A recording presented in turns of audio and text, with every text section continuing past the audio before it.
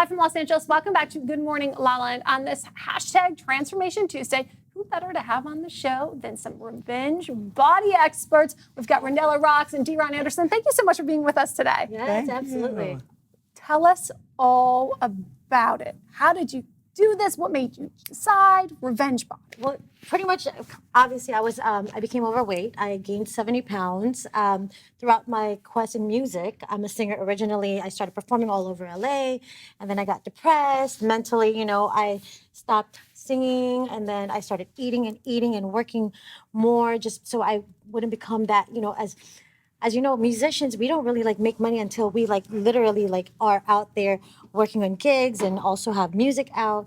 And my family wasn't so supportive also, so my mom was my revenge on the show.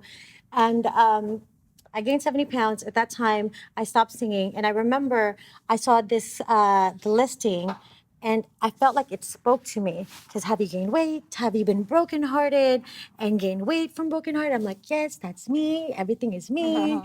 And it just connected to me. Wow. And after that same week, I got a call. They were like, we would love for you to come in and we would love to hear your story. I just sang the national anthem for the Lakers at that time. It was Kobe's last season. Wow. Right. But the funny thing is I didn't even want to post it because I was so embarrassed of my body. Wow. I was hiding. I was like, man, how am I going to do this? But I'm so happy I sang for Kobe's last season, but I can't even post it because I was embarrassed of my body.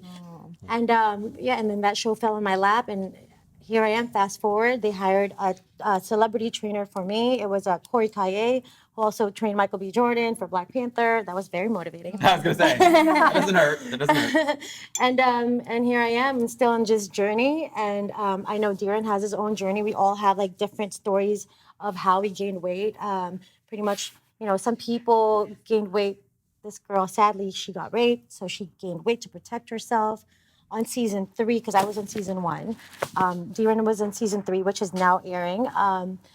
This one girl, she just recently, she lost her husband through a car accident on a fire, and then she gained weight after that. So that's the recent story. So everyone had their own story on Revenge Body of what the revenge is about. Sometimes the revenge is about themselves. What was your story? My story was really, I gained 60 pounds. I was in the military, and so I ended up gaining 60 pounds. And it's like, who goes to the military and gain weight, right? And so that's what college is for. Yeah, right. And so then, like Ranella, I saw the posting saying, "Have you gained weight? Do you need help?" Blah blah blah. All these things, and I was like, yes, because for me that was the last piece of it, because I do a lot of self-reflection, self-development, spiritual coaching, and stuff like that. And so I was like, yes, this is the thing. And when I got on the show, honestly, I thought it was going to kind of be fun, and you work out, and it's going to be like this and that. And then actually they tackled straight to the point. And mine was really dealing with sexuality and spirituality and acceptance from my father and deep-rooted issues that I just blocked and kind of moved away. And I used food as comfort because I didn't have necessarily the most coddling or type of environment. And so food was that kind of crutch for me. And so that's how I end up getting to that point. Wow. It's so inspiring to hear you guys' story. I know that one of the greatest tools that I've ever learned was self-soothing, because so much about food and eating is really about how to self-soothe ourselves so that we can feel better without having to lean on something like food or some other kind of addiction. Right. For each of you, what did you learn in the process that's allowed you to self-soothe in a way that doesn't require food? You know what? I realize it does have to do with a lot of how you were raised in your childhood, because my mom and my dad separated. And I think that when they separated, I was living with my dad, and he used food to comfort me. And here you go, just keep eating and, don't think about the separation of your mom or whatnot. I mean, that's another story in itself. And one thing I've learned is also, it was my go-to, because even after Revenge Body, because we worked out, obviously we were doing it for about 3.5 months during the filming to lose as much weight as you can. So it wasn't really a contest. It's about how much can you do for yourself. And I'm very competitive, and my trainer was like, let's see if you can make it. I'm like, well, as long as you have Michael B. Jordan right there. So I worked out really hard, and I lost 42 pounds in 3 months. Wow. But my mind wasn't catching up to my physique yet. So I ended up later on, after the whole show, obviously I had to go back to real life and juggle everything, rebuilding my brand as a musician and performing again. I got busier, and then trying to date. I didn't realize my self-worth still because my mind wasn't still transferred to my new physique. And also a lot of things. It's like literally like self-love and finding out what really does work. When you're busy, what do you eat? You don't just go to the drive-thru anymore, just like what I used to. So now it's like picking and choosing the right things to do, you know? Yeah, I think it's a great point. Like to go in there and go, this is your entire focus for 3 months. You've got trainers, it's all there. Like that would be easier than trying to manage it in the midst of everything else. Exactly. And I think that's for all of us. How do we, he's really good at balancing it. Well, out. I always Good joke job, though Bob. because my mom and my sister always ask me, "How do you stay so disciplined about food?" I'm like, "Because I don't eat for taste. Occasionally I do, but I mostly just eat in a regimented way because I know I'm going to be hungry in 30 minutes no matter what I, you know." True. Yeah. What about you? What's worked for you in terms of? One of the things that I think, for of course, fitness goes across the board, and so emotional fitness, that was one of the big things for me. Once my emotional state changed and my physical state ended up following, and so one of the self-soothing things that I've learned was like be kind to yourself, but don't coddle yourself, right? Another thing is challenge my perspective. That's something that you may think may not be the correct way because you look at stuff through a kid's lens or through a different perspective that just may be your perspective. And the third one I would say is start with a place of gratitude. And that was one of the things when I was starting, when I was hiking, and it was just so hard. And I was just like, just thank you, legs, for making it. Just thank you, knees, for just going. Thank you, heart, for beating. You know, just start. Yes. So those really were the top 3 things that I think I learned going through this process. What was the biggest shift maybe you didn't expect? Obviously, there was a physical transformation, but how did your life truly change? My life truly changed because I always thought that I was very much so a person that was self-reflective and liked to challenge myself and like to make sure I'm staying on the cutting edge of knowledge and stuff like that. But I really didn't realize what I was like blocking off and maneuvering. And it's easy to go around and learn things like this and go do that stuff. But it was very hard for me to really confront sexuality and spirituality together and really confront, especially me raised in a very traditional Christian background.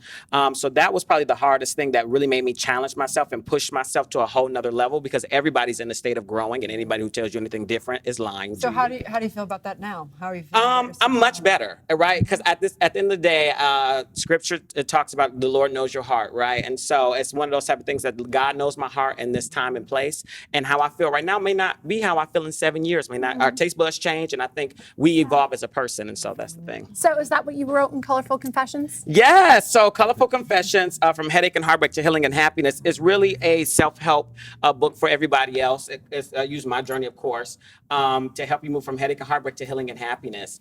And it was really going through the process of how did I be able to move from one stage to the next, and after each step, in each section, there's an actionable step on how to get from one to the other.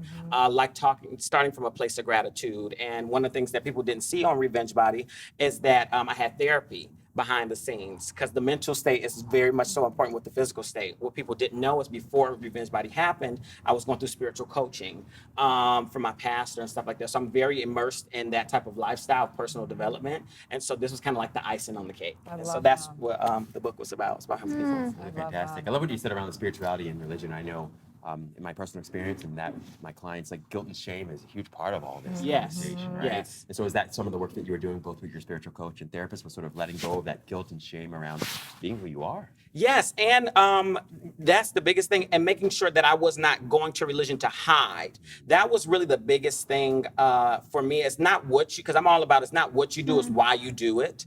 And so it's making sure that my intentions was pure by saying I'm a Christian and I know the Bible and these things, and it's making sure that I didn't hide behind that, but embrace that in my life and stand with it. So interesting. It's all the same work. I feel like whether we're identifying with the body or they're identifying in our sexuality, it's all the same work, which is all the identity shift back to the I am. And in that freedom, then we get to choose what we want to be expressed in our body or our sexuality for sure. So such a beautiful journey. So what are you guys doing now? You're authoring. I'm singing again. Okay, I've been performing national anthems for multiple games. I'm doing the Chargers game versus the Saints game, August 18th. And the national anthem is one of the hardest songs to sing ever. Yeah, so I just recently did the Monster Jam. I did 3 national anthems in 24 hours at the Staples Center. That was like, I mean, I loved it. So that's the only thing. Like, you know, the pressure, I love it. It's like a high. As soon as you're like down, it's like, okay, that was it. Like, oh my God, all these 60,000 people, obviously, like, you know, I mean, that's like the best feeling in the world. And that's what I do this for. At the end of the day, I'm just glad to be back here. I didn't think I was going to lose a weight because I didn't know how. All I knew was music all my life. And for me to be back here, I'm just grateful. And the next level, like you said earlier, is like very overwhelming, but I'm like, which one is which? Yeah. But it's just, you know, Gotta allow. It's gonna, getting ready it's gonna do to, its thing. right. So awesome. Excited for you. Ranella, what advice would you share with the audience and if they want a revenge body, but they don't have access to Corey Right. or Khloe Kardashian? What step could you tell them? You know what? The first thing that's why I said earlier is water. A gallon of water a day keeps the fat away. I mean, it's so true. I didn't know that because as soon as you drink water, you feel full. And I didn't realize that when you, before that I didn't drink as much water. I would probably drink maybe 2-3 glasses of water a day because all I did was, I mean, obviously eat. I love food, but I still do. But now it's also just balancing, picking the right food. And that's one thing that I want to really get into is, you know, against child obesity or whatnot, because some people, excuse me, like myself, I didn't learn proper nutrition until Revenge Body. I didn't do my first push-up until Revenge Body. I got my only F. A lot of us didn't because we weren't taught at a young age of what the right food to eat was, you know? So